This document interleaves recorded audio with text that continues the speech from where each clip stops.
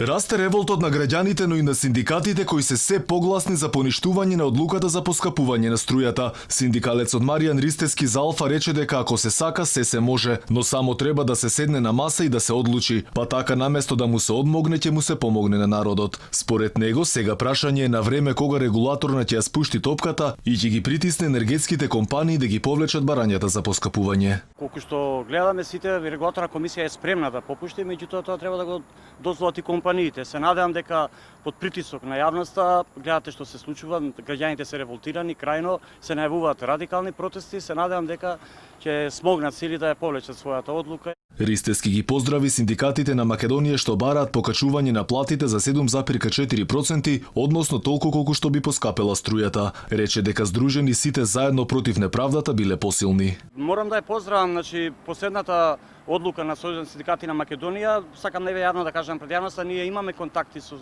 што ме радува мене лично, за прв пат се случува тоа синдикатите да се обединуваат во едни вакви кризни моменти и ние нема да остапиме барање, тоа ќе биде заедничко барање на повеќе синдикати. Граѓаните и натаму се противат за поскапувањето на струјата. Зошто постои регулаторна комисија?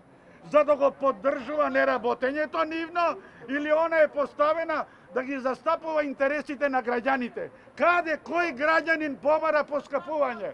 Кој граѓанин е известен?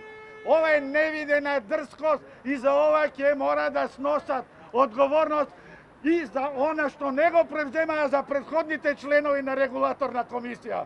Порано или покасно правдата ќе ги стигне.